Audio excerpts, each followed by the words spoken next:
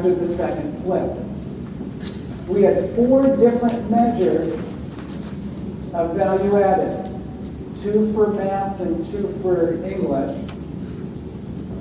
And we compared those to the average teacher, and we're assuming the average teacher gets about 9 months of learning. So here's what we found. On the state math test, the difference for that lower quartile of teachers, they stayed 2.7 months below the average in terms of their student gains on math tests. And this is a value-added adjustment, again, trying to tease out that which is attributable to the teacher. On our upper tail, those teachers with the greatest evidence of effectiveness in year 1, their second year, they were 4.8 months above the average. So the difference between upper tail and lower tail teachers, 7.5 months, nearly a year of learning. So astonishing and terrifying. So for me as a parent of a middle schooler and a high schooler in Seattle Public Schools, I'm worried about student assignment now, which should be a trivial administrative exercise. Instead, it's an act of consequence. On the balanced assessment of math, 6-month gap, so 2/3 of the year.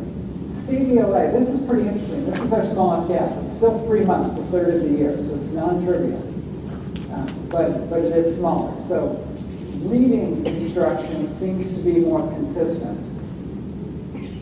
However, writing instruction on the SAT 9 open-ended varied by more than a year, nearly 11 months. And that might correspond with what you've observed within your own systems as well. That the quality of reading, that most of our kids are learning how to read better and better. The technology for knowing how to teach reading has gotten better and better. However, writing is still a struggle for many. So that is the finding. The consequences are great. So the kids know, and the consequences are great. We're randomly assigning, in the second year of the study, we've randomly assigned classes to teachers. And again, it's because we're so concerned that we don't attribute to a teacher what a student is bringing into the class. We want this to be fair. So we're using the best method we know, which is random assignment, to make sure that there's no bias in the assignment of students to a teacher's class, because there's lots of concern about that.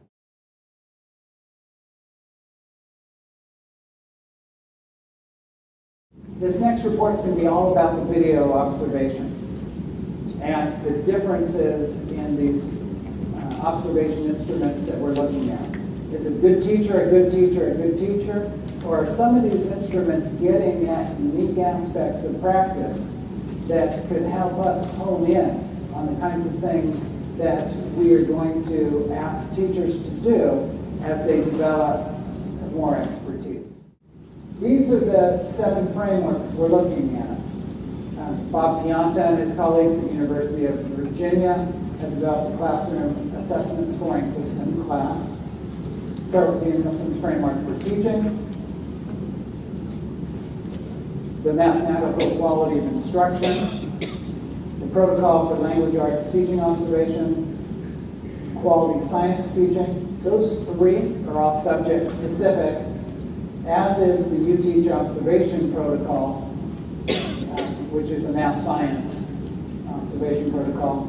And then National Board is also partnered with them. So we're going to be looking at the same video using multiple frameworks, trying to tease out which aspects of teaching more powerfully predict student learning gains.